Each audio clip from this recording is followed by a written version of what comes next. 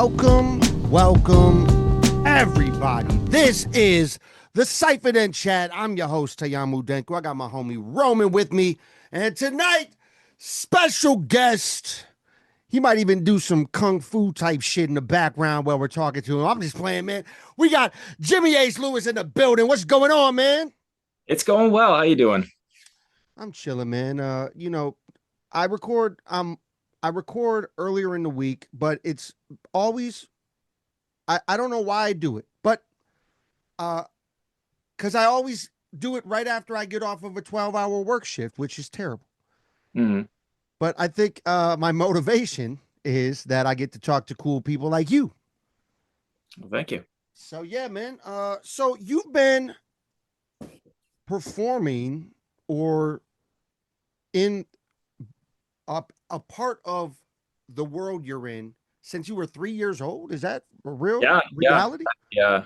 I started Wow. doing stage work as a kid and stuff, and I moved on to film and TV stuff. I've gotten to do over 100 productions, which is cool. Some bigger ones, some smaller ones, everything in between. So it's a fun life.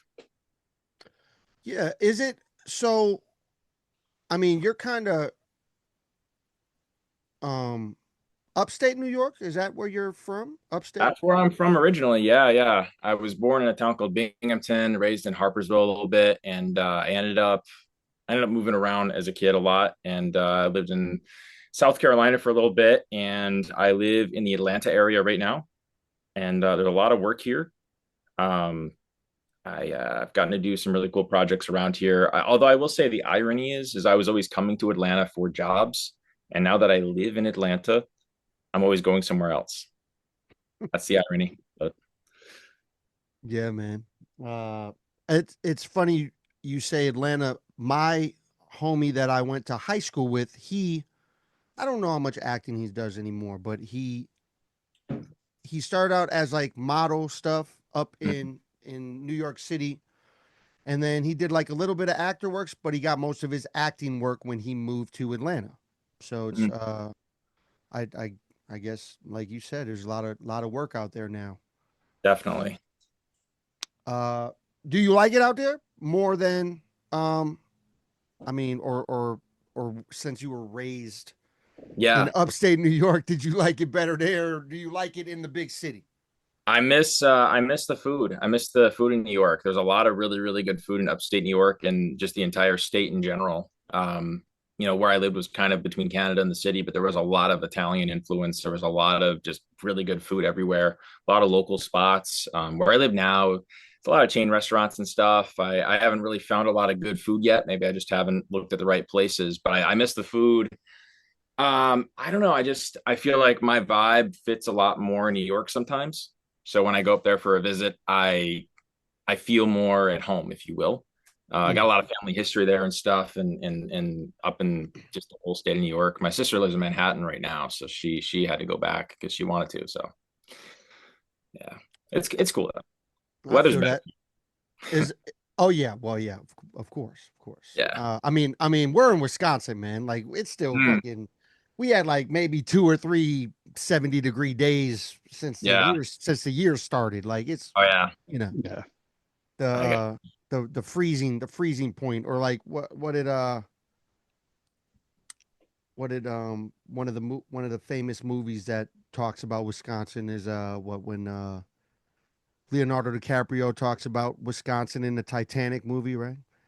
Yeah, He said I he think says so. uh, he says oh, they got some of the coldest winters ever. I actually found out that what he talks about though in that movie is completely false. It's Okay. not a real place. Mm. One of those fake towns, huh? Yeah. Fake lakes, fake lakes. Fake Oh, lakes. yeah. Yeah. I like that. Fake lake. But so I'm a huge foodie, man. So now I gotta know, man. Top three spots upstate New York. I gotta Ooh. know. Well, if you're ever in upstate New York, there's a place called Lupo's, and they sell something called a speedy, which is a marinated like chicken, and they marinate it in this sauce called speedy sauce, and they serve it on like a hot dog bun. It's really, really good. So that's a place. There's also a place called Grande Pizzeria. That's a big, big place in Binghamton. There's a lot of really good local ice cream stands. There's a lot of good diners. There's another place called Nurchies. There's a lot of like places. If you're ever in Binghamton, upstate New York area, there's a lot of good eateries. You can't really go wrong. I'd say just Mm, eat local and you'll be good. that's what's up, man. I've only been, I think, as far as upstate goes. I mean, I've driven through Albany. Yeah, I've played Buffalo a lot, like gotcha, a gotcha. lot of Buffalo shows. It's one of my favorite places to play because I know a lot of homies up there. But yeah, mostly NYC and Long Mm, Island, I would say, is my yeah. most experience in New York. But aside from Buffalo, which I saw one of the biggest skunks I've ever seen in my entire life uh, in Niagara Falls Oh, really? On the New York side, the biggest skunk ever. And it's this is exactly what happened. I'm looking at the falls. It's nighttime. I'm going up over the top like this, and Mhm. and I thought it went down to the falls. Well, it doesn't. There's like a little like grassy knoll there, and you creep over the side of the wall, and then there was this big ass skunk right there, and it like put its tail up, and I was like, oh shit! Thought I was Mm. gonna get sprayed, and then yeah, I Yeah, ran not away not a from good that. time. Not a good time if that happened. Wow. Yeah, man. Yeah. Roman, you got something? Well, I've never been to New York, but I would have to say, what is like your like favorite type of food? Like your favorite comfort food, something you always go to. That's a good question. I like pretty much any kind of food, to be honest with you. Probably if I had to choose, I would say Italian food. Just because it's what I grew up on. So definitely Italian food is number one. Italian, Greek. I also love Chinese food. I also love seafood. I also love just good old burger and hot dog and whatnot. I'm kind of like I'm not too picky. I'll eat pretty much anything. But no, I love food. How about you guys? Oh man. Being from Wisconsin, I know cheese curds is always on the top of my list. I gotta try to keep the fried foods down as much as possible, but yeah, Yeah, that's they're good. definitely right. Yeah, that's right up there. That and a good sloppy Joe, Mm, can't go wrong. right. Absolutely. I I don't belong here, man. I love seafood. I would love to just live Uh, in Florida and get fresh seafood Mm, all the time. Or yeah. uh like every time I go to Portland, Maine, lobster. I mean, Yeah. it used to be so cheap. Now everything's expensive, but it used to be so cheap in Maine that I remember when you go there during this certain time period, there's like the lobster company right on the bay, and you can get, well, you could get, probably not any. There's actually no way you can get it this cheap anymore. But you could get a Mm, full lobster, baked potato, and a tiny corn on the cob, yeah. $10. Whoa. That sounds This was back in 2017. mm, It's bet it was definitely great. not a reality anymore. No, I bet it was great though. It was great. It was really good, really Tell good. you what, man, I was doing a movie last year in Biloxi called Jesus Land. It has Ella Anderson and Juliette Lewis in it, and they've both done a ton of films. And so, Biloxi, Mississippi, so it's kind of like southern Mississippi, 40 minutes out of New Orleans. And they took good care of me. I mean, they covered all my meals and stuff, and so they gave me a per diem every day. I ate local food every day, and most of it was seafood. So I never got sick of it. Not one day. I mean, they had some really good places. If anyone listening ever is in Biloxi, go to Shaggy's, really good place. Mm. Oh man, I'm telling you, there's some good eats out there, as they say, for sure. Oh yeah, yeah. I love the bayou foods for sure. Like New Orleans, you know, Yeah, it's great down there. yeah. I Uh, swung by there one of the days when I had a day off. Had to have a beignet. Had to just go up and down on the street, and it was cool. It was a really really cool place. I think everybody should try to go there at least once, although parking is a little tough. have you ever got to shoot any films or uh, do any parts overseas? I haven't. I did do a movie that I did do a movie. Actually, I have a DVD of it right here called Point Man, and it's on streaming right now. But it's a Vietnam War film. I played a young recruit in it, and I only had a handful of lines in that one. That one was a smaller role for me, but the main cast got to go to Vietnam and Cambodia. And it was like the first movie that was shot there in like 25 years or something. So they got to experience that. I did all my scenes in Florida and one of the Mm. Carolinas. So it was funny. One time when we were shooting, they had the whole like tent up and everything. And like it was in a backyard in Atlanta, actually, the scene, whole military tent. We actually had to hold because the neighbor was mowing his lawn. So, we're trying to be in the Vietnam jungle here, and then it's like, all right, guys, we gotta wait. We gotta, give it 20 minutes to wait for this guy to finish mowing his lawn. But it's just funny stuff like that. But no, I haven't done a lot of international stuff. Most of the stuff I've done had been in the United States, and it's so wild. I've gone everywhere from Biloxi to Florida to Arkansas to Mississippi, Missouri, just about everywhere you can imagine. The Carolinas, a lot of Georgia, obviously, but I love traveling. That's one of my favorite parts about the job. It's How one do of you my prepare for a role like that? yeah. Uh, For a military role? Military one. I watched a little bit, like sort of little documentaries about like the Vietnam War, and then there's a really good movie.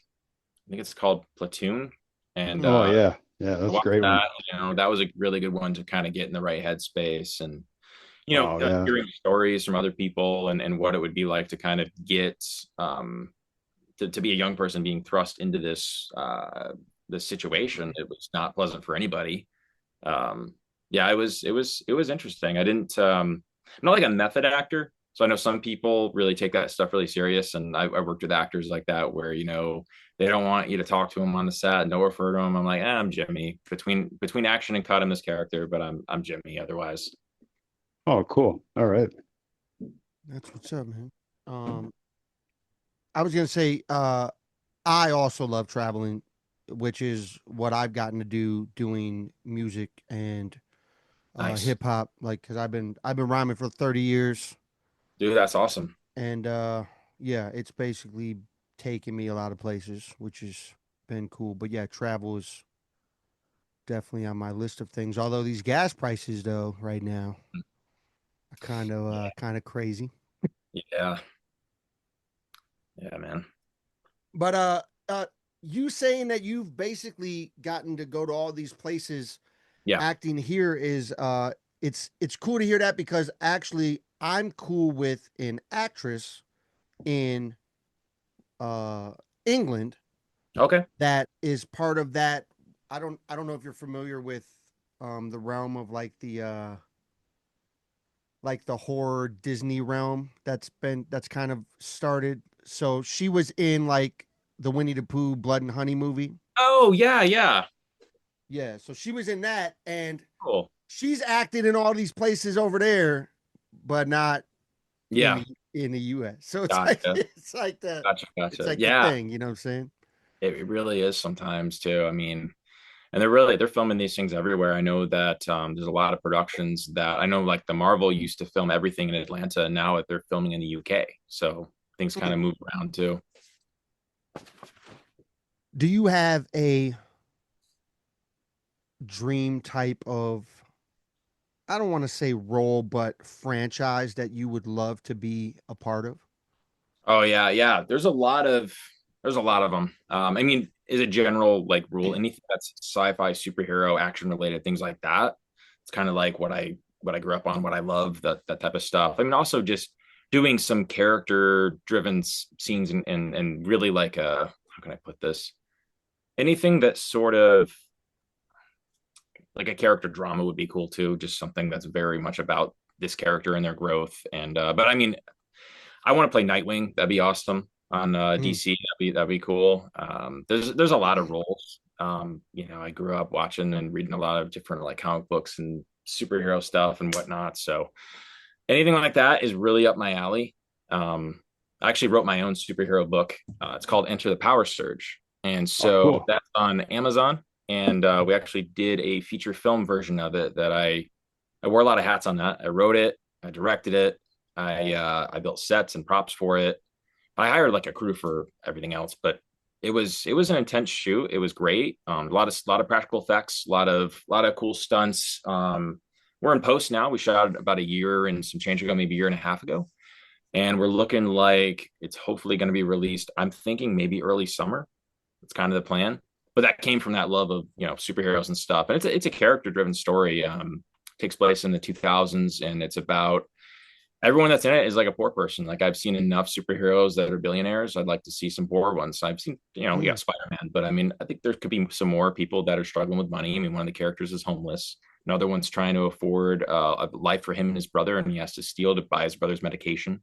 Another one is a mother and daughter that are a bit estranged and they're living in apartments. And it's just, I wanted to do a story about actual characters, but also have it be fun and, kind of giving that sci-fi superhero vibe too.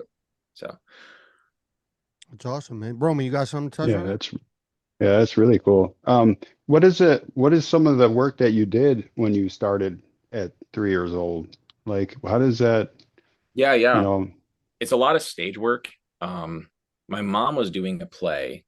I don't even remember what it was, but it was probably some kind of religious play or something. And she needed someone to play her kid in the scene or something. Like, and it just, I don't remember exactly, but I remember doing that and kind of doing more plays and a lot of ones. And I did some with churches and things like that. And I just snowballed from there. And then I really kind of turned into more community theater stuff and some musicals and things like that. But really fell in love with film and TV, and I've mostly done that because I just think it's more of my alley, because theater's great because you get that live sort of interaction with the audience. You get to see what they're responding to and what they're not. I'm sure you get that with music. Um, I think with film and TV, the thing I like about it is I can look back on it and like if I mess up, then I can go again. yep. Speaking of Enter the Power Surge, real Yeah, quick. Um, so you created this, yeah. the whole world. You did pretty much everything on it.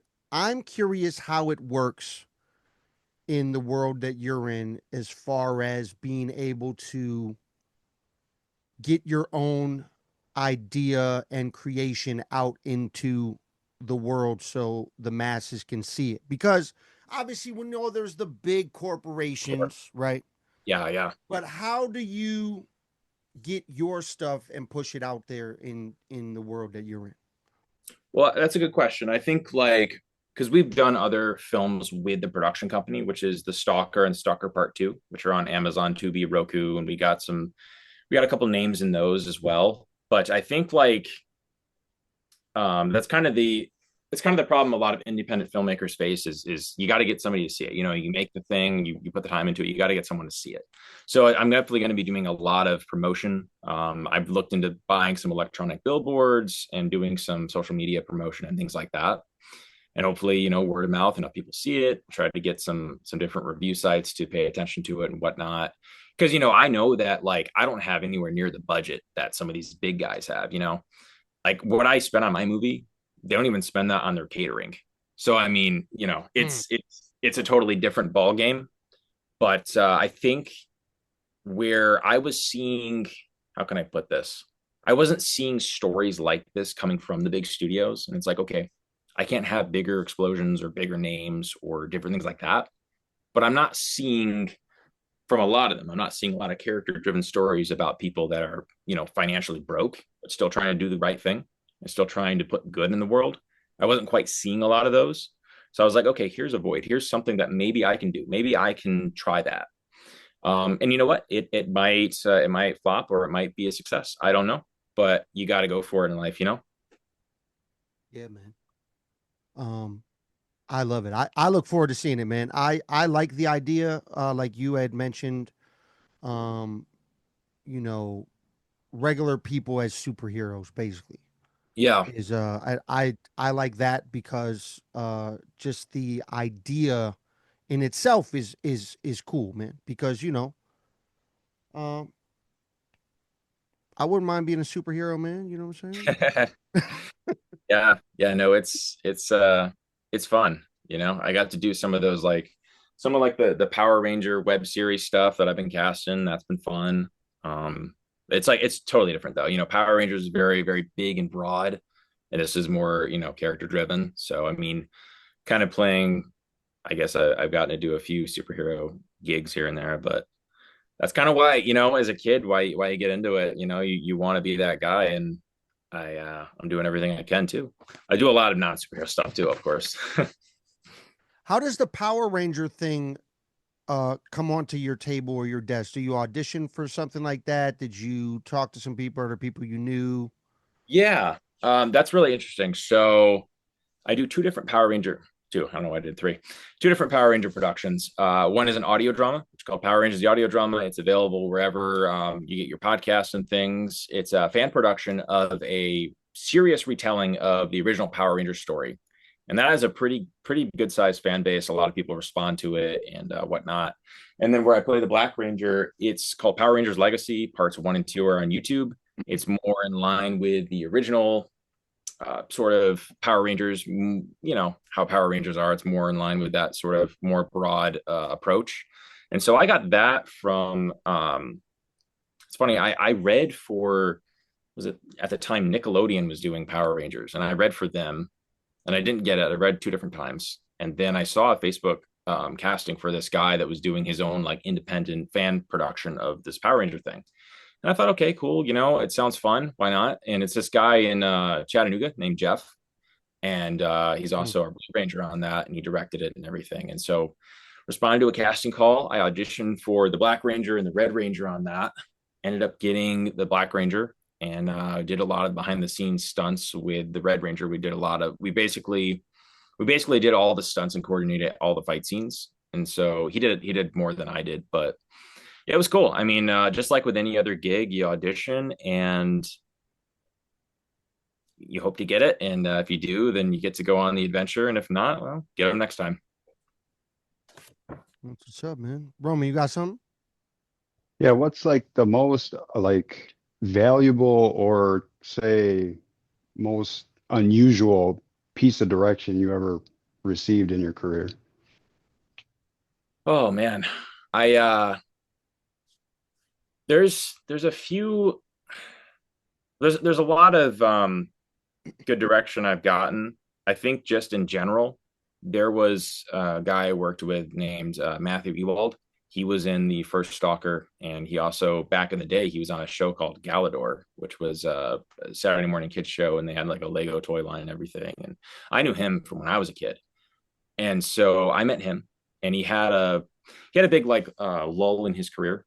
And I kind of asked him, what do you do when you have these sort of moments and these periods of not working? And he said, well, I was always trying to find my next big thing, and I realized sometimes you can't just wait for the biggest thing. Sometimes you just have to take work. Sometimes you have to work on stuff and keep your tools sharpened. And I know that wasn't really direction, but it was kind of personal direction. And he kind of told me about the importance of just being a good person and trying to do your best and always be reliable and things like that. And he's a good guy, so I learned a lot from him.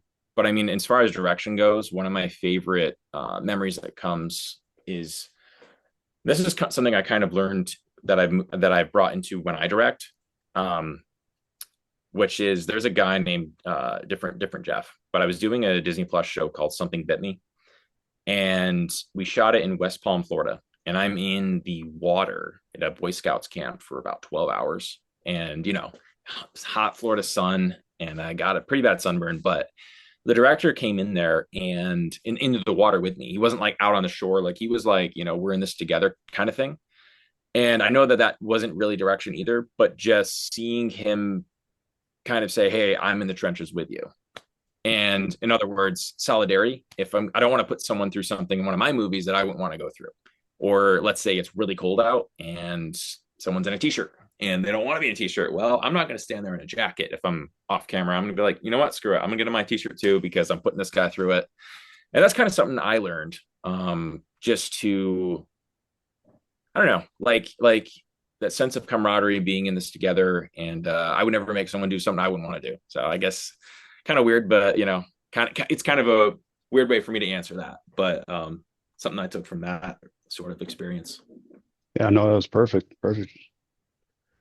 Do you know ahead of time um what the films are going to be released on before you go into things? Like, did you know that that movie was going to be on like Disney Plus before you shot it? Like, was that like already predetermined? In that case, yeah, I knew a lot of times with like the bigger studio stuff, you usually know like movies can be a little bit different. Like for example, the movie I did last year, Jesus Land. It's not a faith-based movie. I know it sounds like it is, but the movie I did last year, Jesus Land, I don't know when exactly that is coming out. I think it's in the summer. But when we shot that, I didn't know where or what app or whatnot, or if it's in theaters. I don't know all that information just yet. But a lot of times with like so you do something for Hulu, like they'll send you paperwork that says like Hulu and whatnot, and you kind of know it's going to be on Hulu. When I did the Rick and Morty special for Adult Swim and Cartoon Network, I knew it was going to be on Adult Swim and Cartoon Network because they sent me all the paperwork that said, Adult Swim, Cartoon Network, all that good stuff. And when I did a show for CBS called Hidden Heroes, again, the paperwork said hit CBS, whatnot. So, and then the Disney thing, it did say, Disney Plus and all that good stuff. So I did know ahead of time for that. Another one I did was called Snap Together Couples, and I knew that was Oxygen Network and affiliated things. So sometimes you know, and sometimes you don't know. Like every project's going to be different. Definitely on the indie stuff, you never know. Like even with my films, I got to take them to the distributor, and they kind of decide and work with them Mm. as to where they're going to be. Oftentimes they'll be on like Amazon, Tubi, Roku, things like that. So don't always know, but sometimes you do know. That's what's up, man. How did you prep for the Morty thing? Did you watch every season? That was so fun. I got a little Morty plush right here. So what's funny about Rick and Morty was That's I'll tell you the audition story because it's pretty funny. I don't think I've told it on an interview yet. So Rick and Morty kind of came to me at an interesting time because I responded to a casting call and it didn't say Rick and Morty on it. It said, I think it was like a special for the Turner Broadcasting Corporation, which I looked up. Turner Broadcasting owns like Adult Swim, Cartoon Network, and other things. So I didn't know it was Rick and Morty. I went in and responded to a casting call that was for a character of a mime. And I didn't know anything else. I thought, okay, cool. Well, I've done some stage comedy and the stuff and regular comedy. I can figure out a little mime act. Yeah, I can do something. So I read for it and I put together a routine. I mean, it's kind of ironic to say read for it. It's just, what we say sometimes instead of saying auditioning. There was no reading involved because it was all mine. Um, so they said, okay, we're gonna give you the role. I said, wow, awesome, thanks. So then I asked him a question. I said, well, will I have to bring my own mime makeup? Because I remember reading somewhere in the casting call it said like must be able to do your own makeup or something. I said, do I have to bring my own mime makeup or anything? And they said, what are you talking about? You're playing Morty. And I was like, oh, okay. I didn't even read for Morty. So that was the funny part. Like I sometimes in life you get what's least expected, but sometimes it's what you need. And so to prep, I did go through and I watched a lot.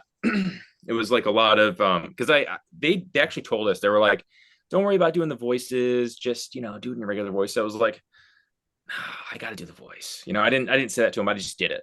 And so it was a lot of like, what was one of the lines? It was like, come on, cheese Rick. Oh, you gotta be kidding me. Seriously? Things like that. So kind of playing into that because I wanted to, because I wanted to do the role justice in any way I could. Um, that job was so fun. It was so fun. We shot it in an old theater and the sets were wow. really cool. And we did the acid vat or the acid bath scene.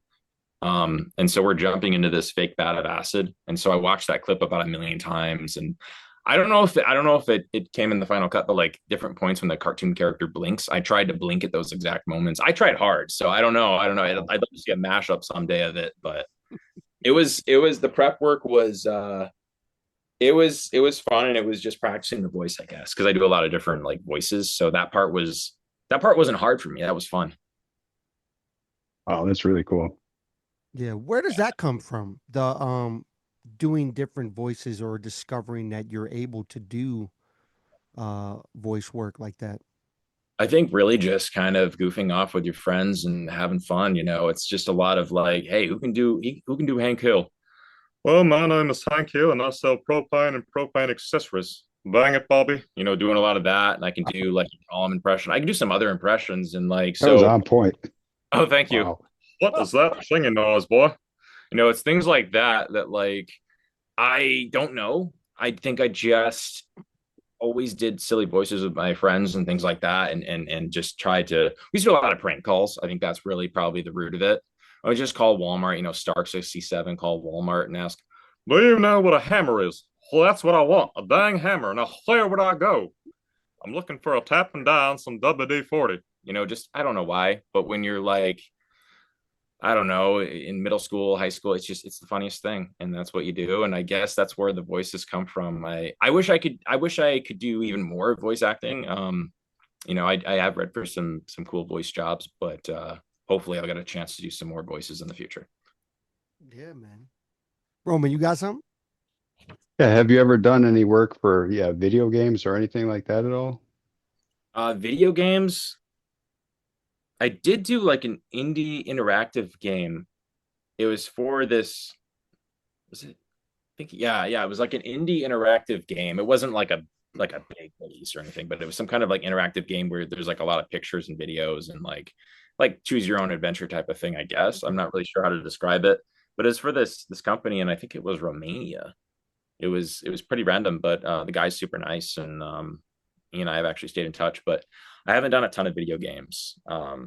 As far as voices, mostly like podcasts and like audio series and things like that. The same company that does that Power Rangers the audio drama does a like they have like an Avengers audio drama, and so I voiced their Spider-Man on that. So that's kind Oh, of cool.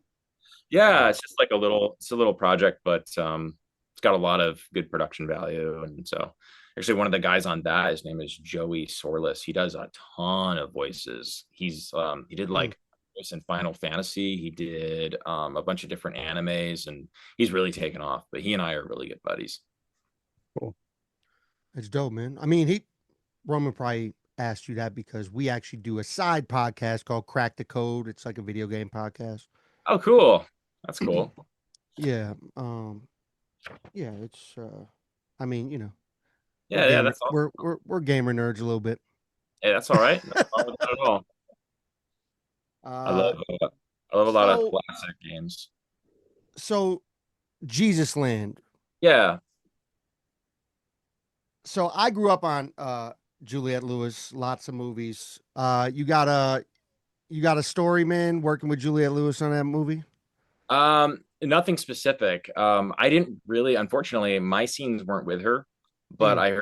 I heard she was great on set and everything. Unfortunately, my scenes weren't with her. I do she's worked on a ton of movies, a ton of classics, and I'm honored to share credit with her. I know people will probably assume that we're related. We're not. Same last name, but no relation. I'm sure people are gonna think, nepotism. No, no.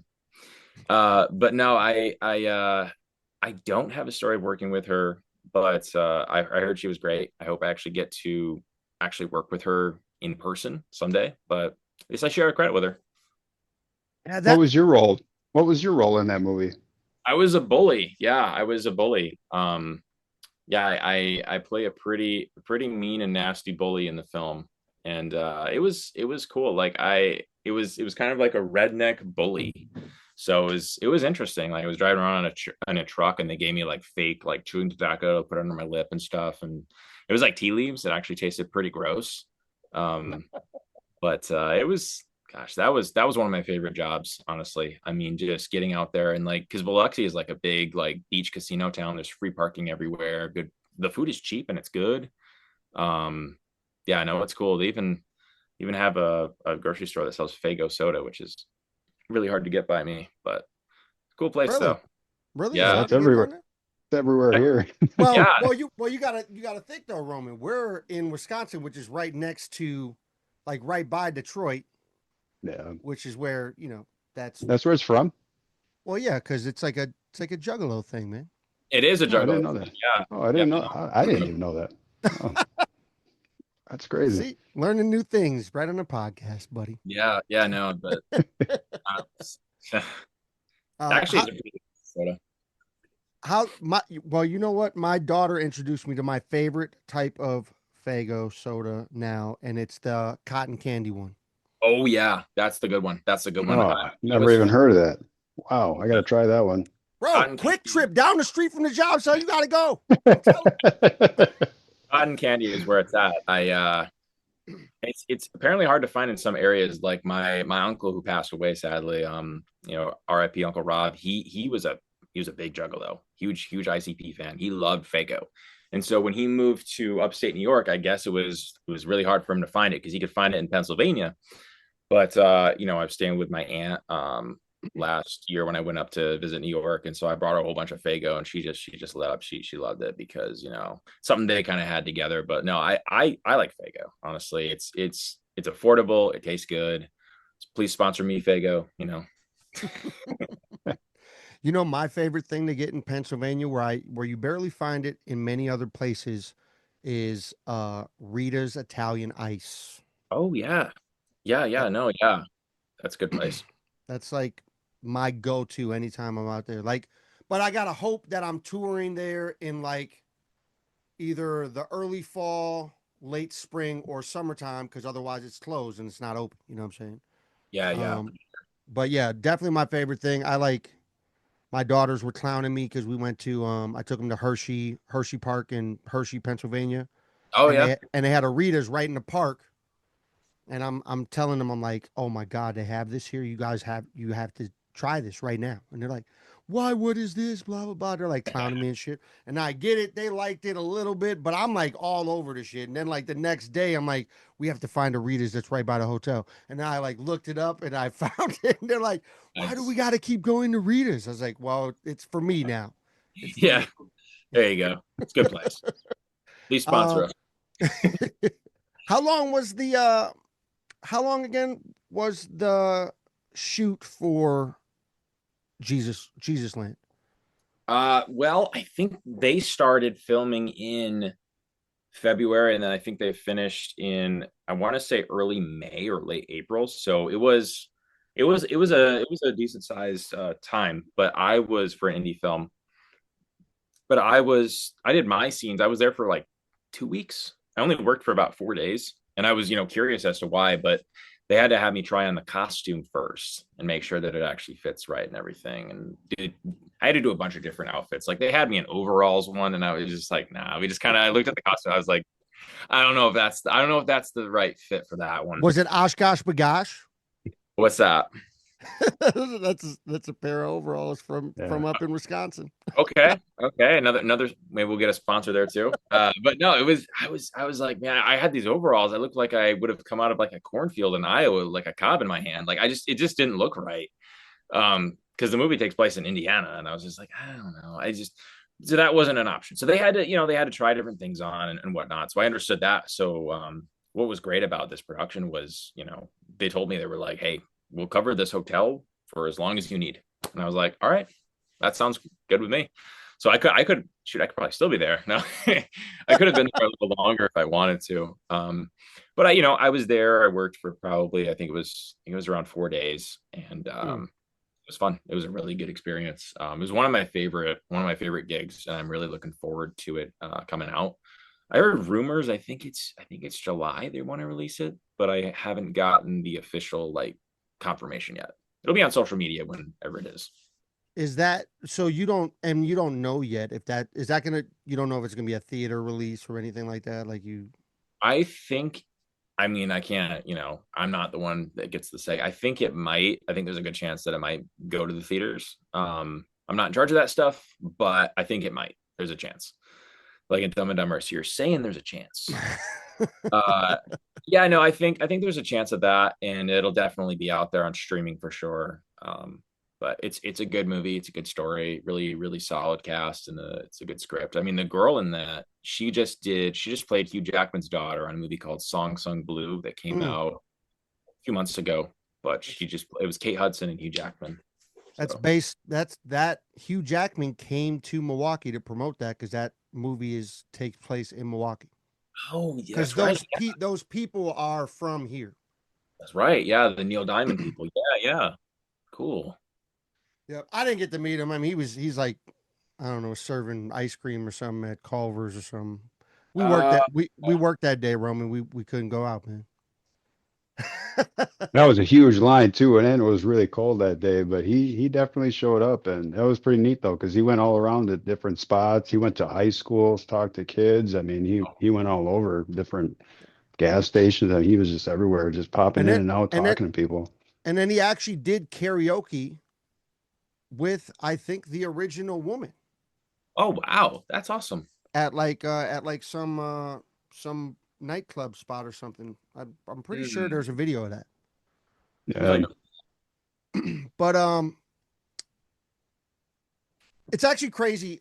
Uh, like you're not the first actor I've heard say that you didn't get to work with the other actors directly because we actually had Rashawn Hammond on the podcast recently, yeah. and he had mentioned he never got to do a scene or work at all with Julia Roberts. Oh, okay. Yeah, because she was Tinkerbell in that in the hook. Yeah, he Yeah. said because he said that they shot all her scenes um at nighttime in Mhm. like a whole different studio where they made everything big behind her to make it Okay. look like she was small. Cool. Okay. So she never shot any of the scenes with the actual cast. Yeah, that does happen. Seemingly quite a lot, especially I think like it always seems like the bigger the name, like, the less they're on the set. Sometimes it's, just how it goes sometimes though. I tell you who I did get to work with. I did a movie about a year and almost 2 years ago called Action Juice, and it's on YouTube now. And it was written and directed by Jake Bon Jovi, who's Bon Jovi's kid, and he's married to Millie Bobby Brown. And so she was Hmm. the executive producer of the film. She was there most of the days. And I was the lead of the movie. So I was in virtually every scene, and she was great to work with.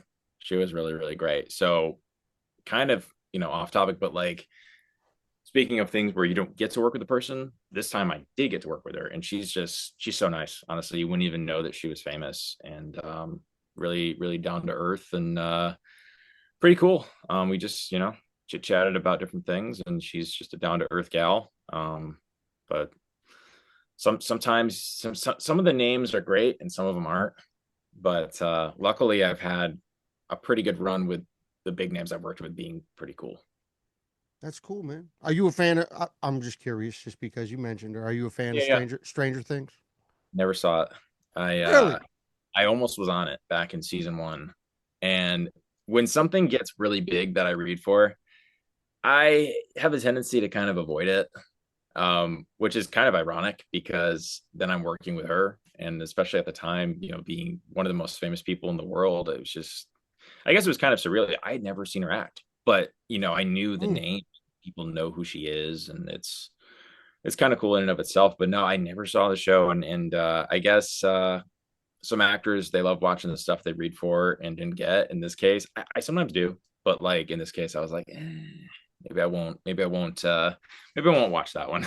But she's great though. Nothing. I don't have anything bad to say about her. Yeah. Real quick, Roman, before I ask you if you got anything, I just want to touch on. You hear a lot about from actors uh, when, like, I've seen them do interviews and stuff, and a lot of times they talk about how a lot of them don't ever watch their own stuff that they're in. Is that something? Is that what you're like? Do you not watch any of the stuff that you're a part of when you're done? Um, sometimes I do, sometimes I don't. If it's a project that I'm really proud of, like I'll definitely, I always watch it at least once, and especially if it's something that I have to go back to, I try to match the integrity and the vibe of the character if it's something that I have to go back and do, like say a sequel or do more of or something. But I know actors that I'm not going to name any names, but they literally will have their own movies playing in the background 24/7, and I'm like, that's just not really who I am. I do the work, and I'll go back and watch it and revisit it. And what's funny for me is when I'm watching the movie, I not really, I don't really get to experience the movie like other people would. Like I'm not watching, I'm thinking of the memory of that day, who what was the drama that day, or what was something funny that happened on the set, or the cool experience of it all. And I don't really get a chance to watch these the same way that an audience member would, at least if it's something I'm involved in, just because of that. But I do go back and revisit it every now and then. Yeah. Roman, you got some? Yeah, how has your definition of a good performance changed now compared to like when you started or earlier in your acting career? um you mean like when I look at another actor perform, or my own performance? Your own performance, like your own like yeah, like your best performance. um that's a good question. I think it's like, for me, definitely, I've gotten better, as hopefully we all do whatever we do in life.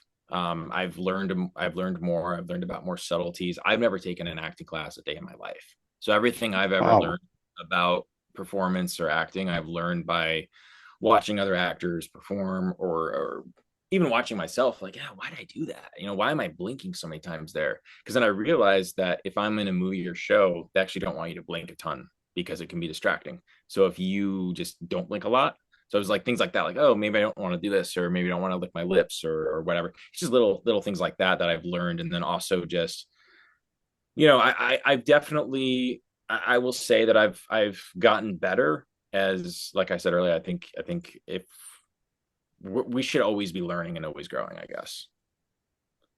So Yep. Mm. How did you get into being a stunt coordinator and fight choreographer? Like, how did you yeah, get into yeah. that? Well, really just basically on some of the lower budget stuff, they don't always hire a stunt double or or a stunt coordinator. Sometimes you gotta kiss the cement with your knees a couple times, and then I realized, you know what? I'm gonna bring my own pads on these lower budget ones, which I'm happy to do. But some of the lower budget ones don't always take the precautions to do those things, and in that case, you gotta learn a few things. I'm also a martial artist, so that helped too.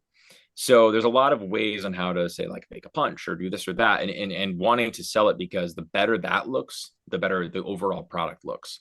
So really, like, I don't really do like coordinating or anything unless it's a project I'm already involved in. Sometimes I'll ask, like, hey, do you have a coordinator or whatever? And sometimes they'll just ask me, hey, you have a little bit of experience, you want to come in and help out with some coordinating or whatever. I'm like, sure, why not? So I'm not, there's certainly people that are much better. Like when I do my films, I'll do it on a day that maybe if I don't have a coordinator there that day, but I have this really, really great, one of my actresses in my film, her name's Jessie Bell. She's a professional stunt performer and coordinator, and she's really good. So she's way better at that than I am. But I'll do it if they need it. If there's like, sometimes in a script on some of the lower budget ones, instead of having a nice fight drawn out, it'll just say they fight. And I'm like, oh boy, because people can get hurt. You don't want anybody to Mm. get hurt. So just things like that, kind of just jumping in and filling in when I've had to, or uh, things like that. Basically, just jumping in. Like I'm not like a certified coordinator or anything. Like I'll do it on some lower budget stuff, basically. Yeah, man. There's one thing I definitely wanted to ask you that you worked on because Yeah. I mean, since I'm a rapper, Okay. there's like this thing that you did. Uh, dang it, what was the name of it? Was the What was music that? video? No, no, it was like this. Hold on, hold on. I'm gonna find it. I just Okay. have to. I gotta dip in. Awesome rap battles. Oh, yeah. Yeah. I forgot about that one. There's a guy that reached out to me to I don't know, I think it was over a year ago. I think I've talked to him since then, but he does these, like, if you guys remember, like, epic rap battles. It's kind of a play on that. They take different characters from things and they kind of have them rap and stuff. I didn't actually do any rapping. It was just a cameo appearance. And it was a parody of High School Musical. So I think it was Sharpay's brother or something. It was like a one or two line thing. It was very, very brief. It was not, I don't mean to overhype it or over build my role in it. It was a very brief little thing. It was like one or two lines. I think my line was, No wonder they call you plastic. But I don't really I don't remember much else about it. But it was kind of fun. Yeah, yeah. Where does the Ace nickname come from? Oh, that's funny. Sometimes I like to change up the origin of this every time someone asks, but there's a few ways. I like to. I don't really remember exactly. I do know why it started. It started because I knew that if I have my headshot and resume in a stack with a bunch of others, because now everything's digital, but back in the day, having it in a stack with my resume and headshot, and people are going through it. If I have the name Ace in it, at least it just helps it stand out a little bit more. Because Jimmy Lewis, but Jimmy Ace Lewis. Oh, well, there's something there. They might not like it, they might hate it, but it's something that makes you remember it a little bit more. I don't know. I guess I like playing cards a lot, like magic tricks and stuff at one point, and so doing card tricks was always fun. Ace Frehley, was a member of Kiss who passed away last year. I was always a big fan of him. I really want to play a musician sometime. On top of that, I want to play either a member of Kiss or a member of the Ramones or Mm. somebody like that. But no, I think the Ace just I wanted to stand out more, and hopefully that's helped me. And we'll see. Yeah, man. Roman, you got something? I would have to say, I was going to ask, which actor, live or dead, would you love to share a scene with or do a movie with There's that two. like you've always wanted to do? Well, I have a lot of favorite actors. The two that I like the most are Johnny Depp and Heath Ledger, R.I.P. Mm. Heath Ledger, when I saw him play the Joker, I was so magnetically drawn to that performance. I couldn't look away. I was well, every little intricacy he was doing, it really, really spoke to me. And I was like, holy cow, like whatever he's doing, like I want to do that. Like I want to do something that's memorable. So I would say Heath Ledger. I love Johnny Depp, obviously Pirates and Benny and June and Ed Wood. He's a great performer. I also love Shia LaBeouf or James Franco, Andrew Garfield. There's a lot of actors like that that I really like too. But those two are my main guys. Cool. That's what's up, man. So The Stalker, Mhm. that has won part one, won awards, right? Part Yeah, one. I got Yes. one there. Yeah. Yeah. So when you are nominated or win an award for film or some of your work, do you ever think that that's a thing? That's like, is that what you're shooting for? Or do you just make films because you love making films? Or do you shoot for the possibility to win an award? Excellent question. I do it for the love of it, and I do it because at the end of the day, I want to entertain people. So if I think the worst thing you can do when you make a movie is make it boring. I think that as a filmmaker, as an actor, it's my responsibility to entertain the audience, and whether they loved it or hate it, I just hope they weren't bored. And so with that, and with any of our films, we don't really go out trying to win awards. Like that's not really the kind of filmmakers that we are. We just want to entertain, and hopefully we've accomplished that with a lot of people. And yeah, it's really just about entertainment. And the awards and the festivals are great because it's a great way to kind of promote your film and have other people see it and other filmmakers, and it helps you get onto other platforms too. So the awards are important, but it's not the end goal for us. That's what's up, man. Well, I mean, we talked about Enter the Power Surge a little bit. We talked about Jesus Land. What those two things are not released yet. Are there any other things that you are in the works that you are able to talk about that we will potentially see soon? Yeah, there's a few things. I did a movie called The Fabulous Flocks. I did that a couple years ago, and that movie it just premiered at a festival in I want to say Idaho. But I played a 1950s race car driver. It was pretty cool, and it was based on a true story. And they had all these like vintage cars there and stuff. It was like early NASCAR days. That one was really cool. I hope that one comes out soon. Like I said earlier, I mentioned Action Juice with Millie. That's on YouTube now. What else? There's a lot of different projects. I'm just trying to remember some of them. We talked about Power Surge, talked about there's some that are in the works right now that I don't know if they've made any announcements of it yet. So I'm still kind of Still haven't really said much about those ones yet, but no, I mean, there's always new stuff coming. So anytime someone wants to see what I have coming out, just follow my Instagram at Jimmy Ace Actor 17. There are some things coming out that hopefully I will be able to announce soon. And there's a lot of films that haven't been released yet that I've done. That's the crazy part about this industry. I've done over 100 projects. Some of them are theater, so obviously they're not going to be on streaming. But I think out of those, maybe 20 or so, maybe 30 are out there for people to see. And some of them just get buried and never see the light of day. And that sucks. Mm. That's just the reality. And that's just the nature of it sometimes. So there's some things that I've done that may never see the light of day. And some of them are really great movies. And some of them end up resurfacing years later and you totally forgot about it. But yeah, anytime I have anything to announce, it'll be there. I also did a movie called, I'm spacing on the name, but what was it called?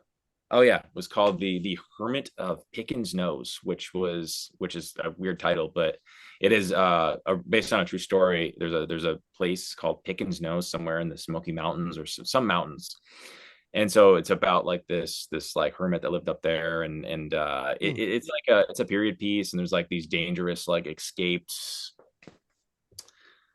convicts, I guess. They were in jail and they escaped, and I'm one of them. And we shot the movie on 16 millimeter, and we did it up in the mountains last summer. It was a cool experience. That'll hopefully be coming out soon, because you don't really get to work on a lot of film these days. Mostly it's all digital, but just getting to work on 60 millimeter or watching the camera kind of do that, it was kind of cool. But yeah, anything that I have coming up, I will post on Instagram as soon as it's I'm able to.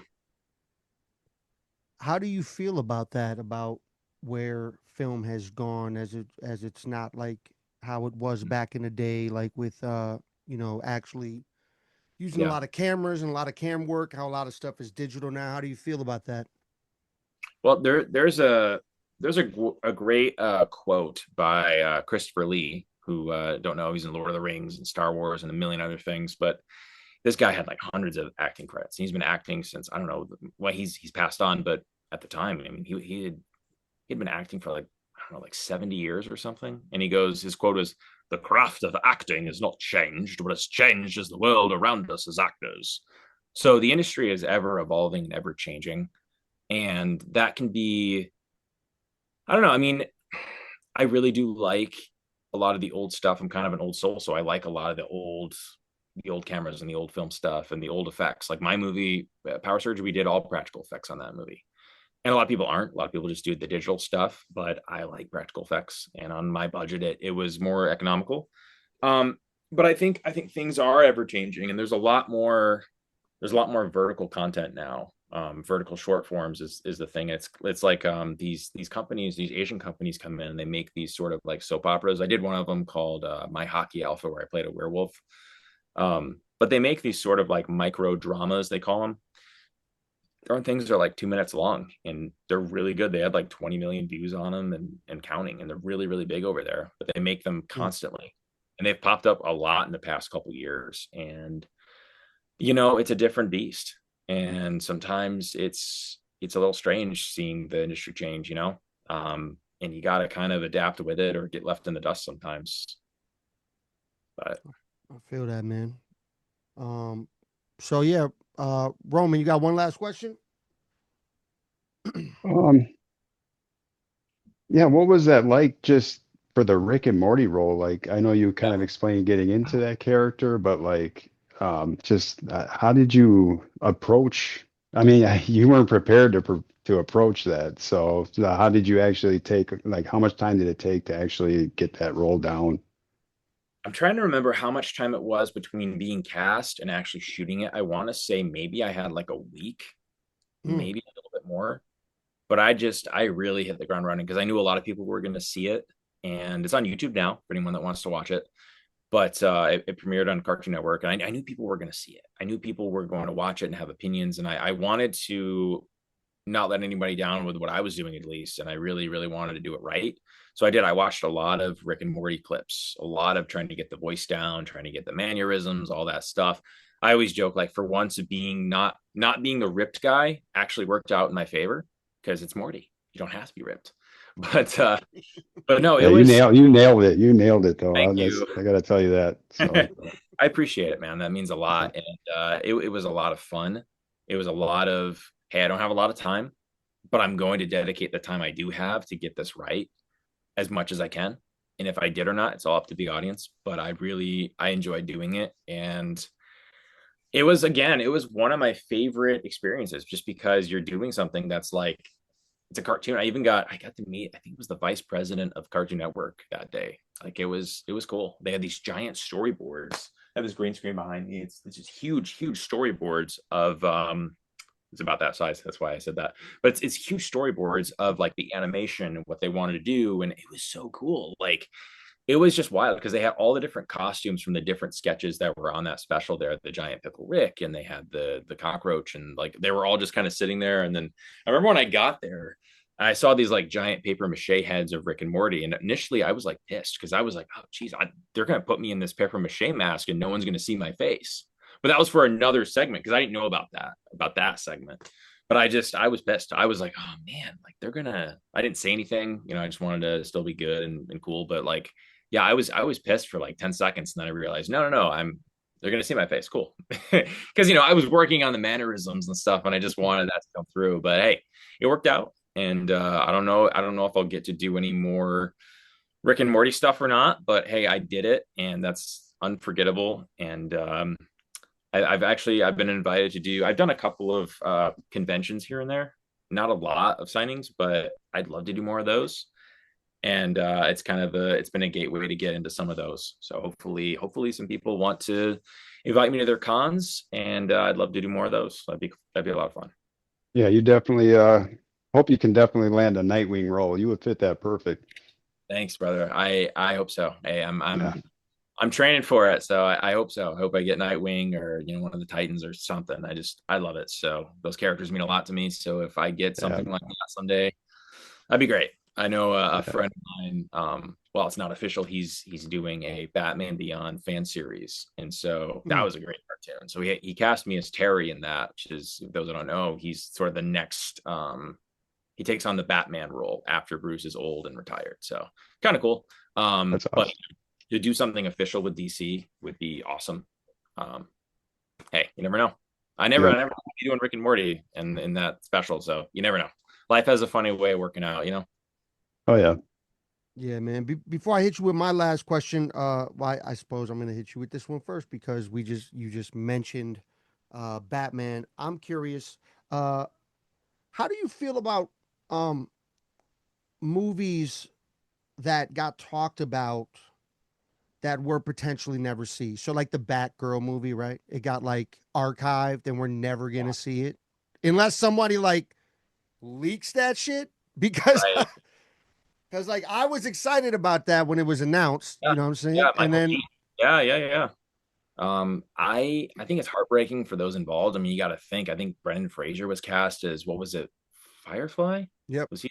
yep, Yeah, he was the Wow. villain, the main villain. I I didn't wanted even know that. I wanted Wow. to see Michael Keaton. I want to see that movie so bad. I mean, I do. I will say though that what was it? The same time they shelved the was the Roadrunner movie, and that's coming out now. So Hmm. I hope someday it sees the light of day. And it's heartbreaking when things do get shelved. Um, I know like what was it? They shelved the old '90s Fantastic Four movie, and then that ended up getting leaked out. So I'm not saying to leak it out, but I'm just saying it Mhm. would be cool if they just made an official release someday. I think that would be cool. Yep. But yeah, it's always sad, and you know, I don't know. I'm sure they had their reasons, but it's always sad. You especially you know, like if I was cast in that thing, I would be so excited, and then to have it not be seen, it's suck. Yeah. Supposedly, I don't know if you ever heard this. Supposedly they shot and did Forrest Gump 2, but never put it out because of the period of time that of things that were happening in the world. They never released it. I never heard of this. I'm gonna have to do a deep dive, and I Hmm. think you just gave me a new YouTube rabbit hole. I'm gonna have to go down now. All right, man. Well, before I let you get out of here, uh, top three movies of all time. Okay, let's see. Uh, Off the top of my head, Spider-Man 2, Revenge of the Sith, and I don't know, Lord of the Rings or The Dark It's a Knight. great list. That's a great list. That is a great list. Are you Oh, are yeah. you celebrating May the 4th be with you, watching some I Star Wars shit? I am. I always try to do. I was doing some Star Wars Legos earlier. What's funny about Star Wars, I get told often that I look like Anakin, especially if I do this and I have my hand up with a little force choke. So You I mean, did. that would be another role if Hayden never retires and they're like, hey, we're gonna Oh, do the Clone Wars thing. Hey, I'm down. Yeah, man. Did you see my picture on Instagram of Darth Maul? My daughter did that makeup for me. Dude, that makeup was good. I was gonna comment on that. I don't think I did, but I was gonna say, dude, that makeup was really good. I was literally about to comment that. That was really good. That was impressive. Yeah, 13. She did That's that when she impressive. was 13 or maybe 14, 13 or 14. She's been doing face makeup since she was probably like 11 or 12 just because she likes doing it. It's And great. then and I go to Comic Cons with her, right? So she likes to do the cosplay. And she was like, "Oh, well, I'm gonna dress up as Raven." I was like, "Well, I got this fucking lightsaber, so maybe I'll just dress up as Darth Maul because I'm like into the dark shit, like Yeah, the yeah, yeah. Sith shit. Like I'm like So, the yeah, Darth Maul series cold, so I'm like, I'll dress up as Darth Maul. And then I was like, "You think you do the makeup?" She's like, "Well, show me a picture." And I showed her, and she hooked it up. I love that. That was really good. I love that. And dude, Darth Maul's so cool, man. Yeah. I could talk for probably half hour about that, but Darth Maul. Well, maybe we'll have you come back and we have a whole episode about that. Hey, hey, you know what, man? Have me on anytime, and hey, maybe hopefully I'll run into you either at a convention or something. Anytime I'm in Wisconsin, I'll have to give you guys a call. Yeah, and if yeah, I'm that'd be touring cool. if I'm touring Atlanta, actually, see, I usually when I tour, I play Athens. I don't play Atlanta. I play Yeah, Athens. yeah, yeah. Because I I'm got about 45 minutes out of Athens because I'm not in Atlanta proper. I'm kind of like 45 minutes out. yeah. So Well, if you're down there and not busy, man, maybe pop out to a show next time I'm out there, man. But I'll give again, that a shot. Yeah, yeah. yeah, man. Yeah. So this has been the CyphaDen Chat, presented by CyphaDen Music, where we inspire even those higher. And remember to never stop chasing your dreams because you will never know what you are fully capable of. I am Taiyamo Denku. That's my homie Roman. Tonight we had special guest Jimmy Ace Lewis. And it's been great, man. And we appreciate you to the fullest. Thank you for coming on, man. We'll stay in touch. And when it drops, I will let you know. Thank you, brother. Till next time, we'll catch y'all. Hey, thanks for having me. Yeah, man. Thank you. All right.